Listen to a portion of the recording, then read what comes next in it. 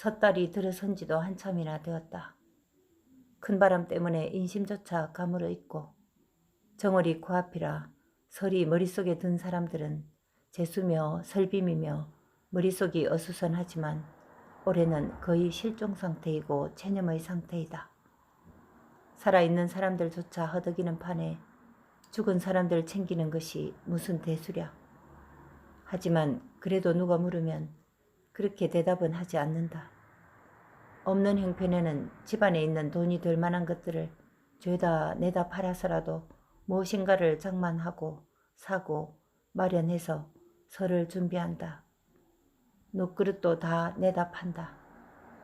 일본 놈들도 모르게 땅을 파서 숨겨놓았던 것을 올해는 이기지 못하고 몇 푼에 팔았다.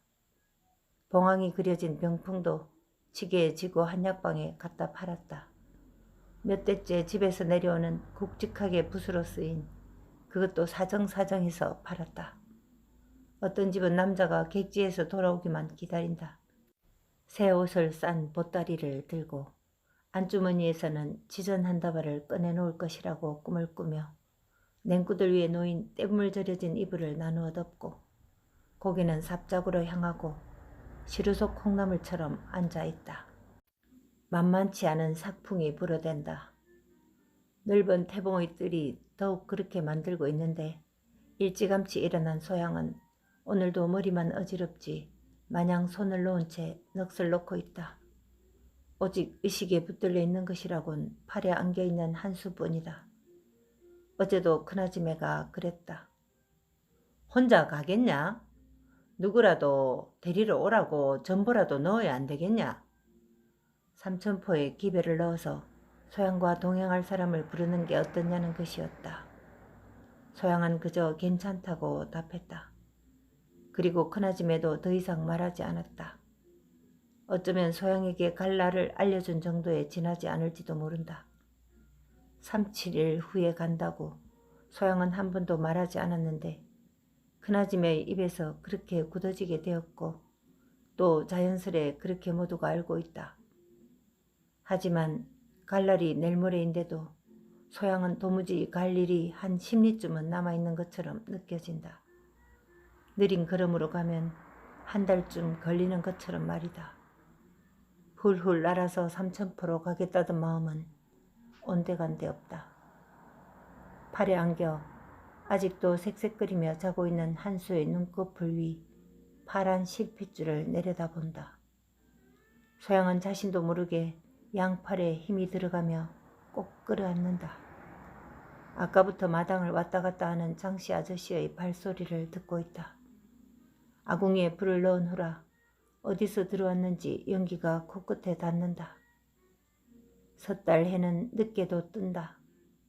방 안에서 일렁거리는 호롱불빛이 방문을 훤히 비치는 것으로 봐서 아직 아침 햇살이라고는 한 줄기도 없는 것이다.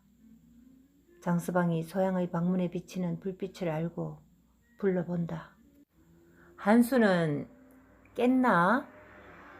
소양이라 안 부르고 한수를 대신해 부른다. 아직도 깜깜한 아침을 장서방은 부지런을 떨며 아궁이마다 아침 군부를 넣어두고 전기 가마솥에도 물을 한가득 끓이고 있다.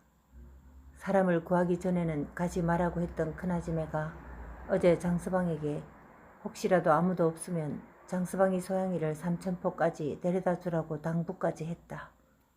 정확한 날짜는 모르고 있었는데 그 일로 비로소 소양이 갈 날이 모레라는 것도 알게 되었다. 어쩌면 큰아지매도 자기를 중심으로 한 원래의 종가의 모습으로 돌려놓기를 원하고 있을 것이라 생각한다. 그래도 왠지 소양이 안타깝다. 따지고 보면 그저 안타까울 뿐 사실 그들의 계약대로 이행되고 있는 일은 극히 자연스러운 것이라 또 한편 여겨진다. 예, 하고 소양이 답했다. 그저 둘 다 서로의 존재를 확인만 했다는 것으로 아직 아무도 일어나지 않은 조용한 아침 나절에 종가를 떠나가는 둘의 마음을 서로 교환한 것이다. 장서방의 발소리가 전기 쪽으로 멀어져 가는 것을 들은 소양은 아득해지는 귀를 대신해 눈을 돌려 방 안을 휘둘러 본다. 모든 것이 새롭게 보인다. 시름 가득한 짧은 아침에 마침내 아침 햇살이 문가에 비치는가 싶더니 씩씩대는 작은 아지매의 콧바람 소리가 대문을 통해 들린다. 아이고, 물이 슬슬 끓네 얘. 좋다는 듯 호들갑에 가까운 목소리다. 그도 그럴 것이 추운 아침에 끓는 물을 퍼내서 손을 담그는 것이 찬물을 퍼내는 바가지질보다 좋을 수밖에 없으니 장수방에게 고맙다는 말 대신 하는 것이다. 오늘이 장날입니다. 직항 함창에 갔다 오랍디다 행님이. 전기 일을 하며 아궁이 앞에 앉아있는 장서방을 잘도 피해 다니며 입으로 띄엄띄엄 말한다. 아직 대목장도 아닌데 무슨 일로 말입니까? 일 없을 때는 부지깽이가 불만 해집는다 했다. 장서방 손에 잡혀있는 부지깽이가 괜히 불 속을 쑤시고 다닌다. 소양이 준다고 뭐 좀 사오라 갑디다. 손끝에 달린 일에 정신을 반은 쏟은 광수애미는 말하는 것에 나머지 반을 쓰고 있어 마디말을 하고 있지만 장서방은 다 알아듣는다. 저도 간다고 했는데 저 준다고 뭐 사란 소리 안 하던가요? 장서방의 웃는 얼굴이 아궁이에서 비쳐나오는 불빛으로 탈바가지 상이다. 광수애미는 부지런히 움직이던 손과 발을 멈추고 새 사람 구하기 전에는 안 간다고 하던데 행님이? 하고 장서방을 내려다본다. 그렇게 결론이 났는가? 장서방은 한 번도 동의해 본 적이 없는데 어느새 그렇게 굳어져 있다. 한식이니 청명이니 하는 정도의 차이뿐이니 별것 아니라 생각하며 다시 불 속을 들여다보는 장서방이다. 자신의 삶을 마무리하는 것인지 새로 정비하는 것인지 사실 자신도 잘 모르겠다. 향후 진행되는 방향에 따라 끝일 수도 있고 새로워질 수도 있지만 크게 기대도 희망도 부여하고 있지 않다. 단지 모든 것을 내모지게 하고 싶은 마음뿐이다.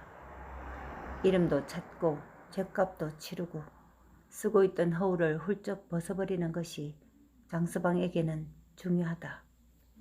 안 그러십니까?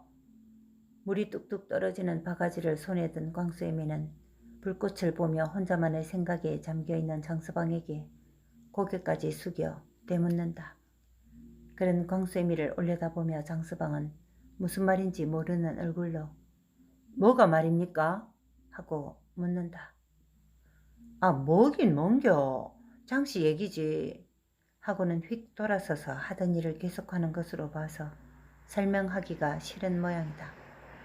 장서방도 분명 중요한 말이 아닐 것이라 생각이 들어 일어서서 훤히 밝아오는 아침을 향해 크게 기지개를 하며 모처럼의 장구경에 호기심이 든다.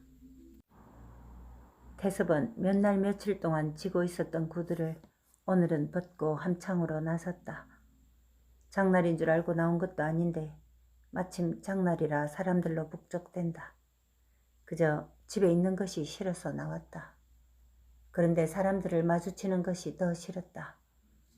그래도 마음 한구석에는 할 일이 있음을 분명히 안다. 마누라가 일러둔 돈이다. 마련해 두라 했으니 마련해야 하는데 어느 조합으로 걸까? 재 보다가 점촌보다는 거래가 적었던 함창조합으로 발걸음을 돌린다. 그것은 점촌에서는 큰 돈을 염출했던 것 때문에 이미 많은 땅을 재펴둔 까닭이다. 혹시라도 함창조합에는 문서를 주지 않아도 될 것이라 믿고 조합장 문을 열고 들어선다.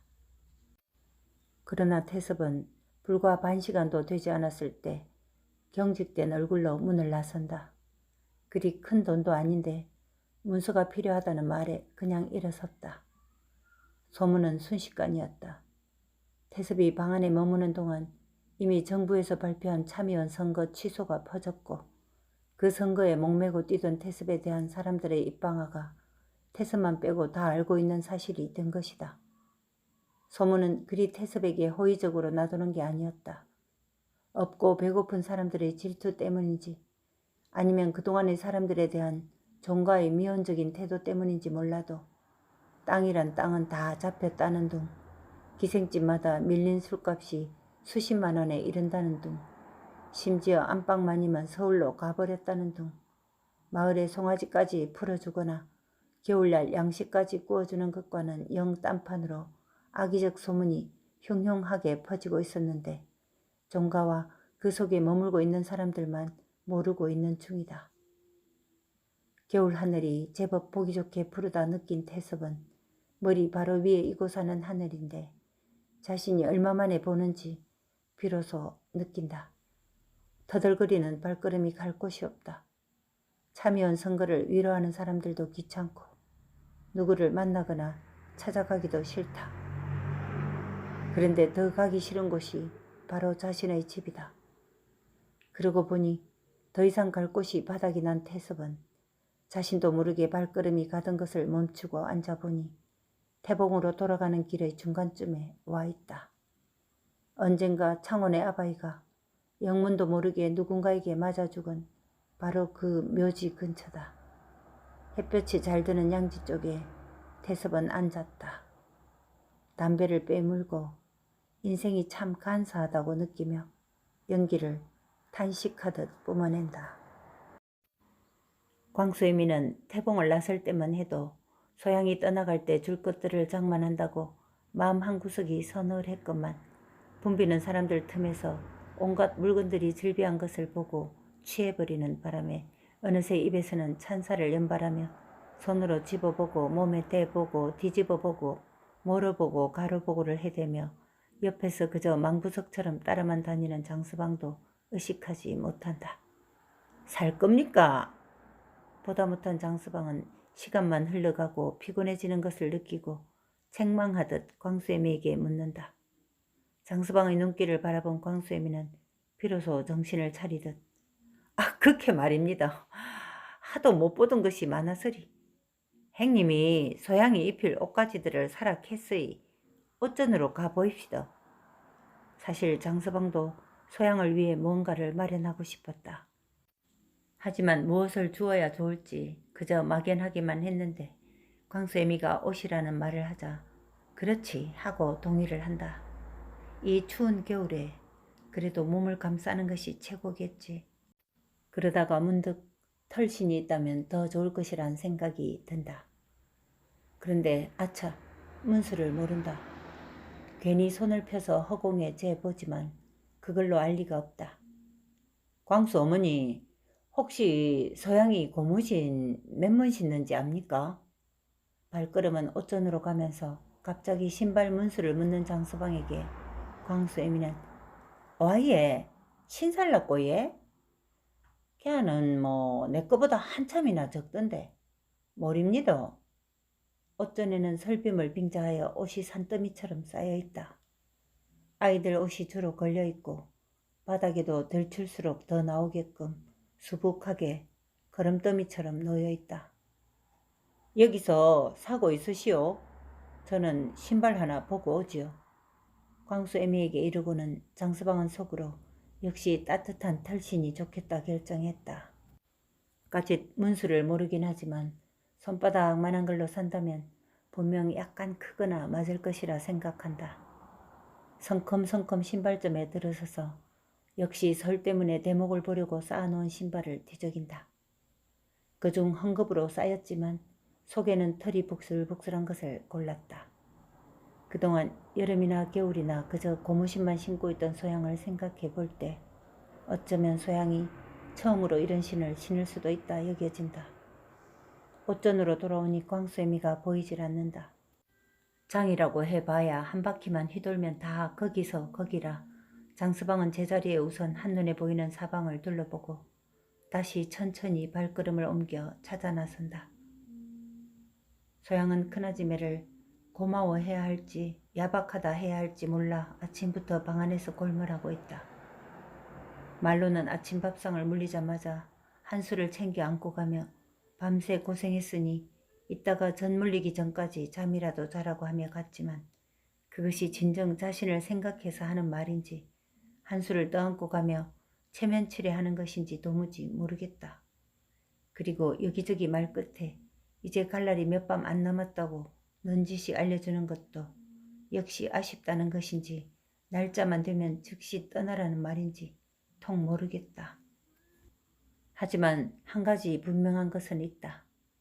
바로 서로가 서로에게 한 약속. 처음에는 누구보다도 소양이 더 그 약속을 기다렸는데 이제는 도대체 그 홀홀 날아갈 마음이 어디 구석에 숨었는지 소양 자신도 모르겠다. 막상 갈 날이 내일 모레인데 혼자 어떻게 삼천포까지 가나 하는 걱정도 순간순간 들기도 하지만 가다가 못 가면 떠돌면 되겠지 하는 옹심까지도 생긴다. 억지로 삼천포에서 자신을 기다리고 있을 식솔들을 떠올려 본다. 제일 먼저 떠오르는 것이 종락이다. 겨울이라 코가 한 잔은 빠져 말라붙어 있을 것 같다. 향숙이는 자신이 뭘 사올까 하고 기다리고 있을 것이다. 물론 사탕이나 샌베이 조각을 눈이 빠지게 기다릴 것이다. 숙향이는 다 커서 자신이 겪었던 일을 알고 있을 것이지만 학교 가기 싫다 하던 노마는 아직도 철이 없는 그대로일 것이고 하며 억지로 삼천포 갈 마음을 일궈내지만 눈에서는 눈물이 나온다. 한수가 없는 한시가 오늘따라 더 견딜 수 없어서 소양은 벌떡 일어선다. 그동안 한 번도 한수를 찾은 적이 없던 소양이다.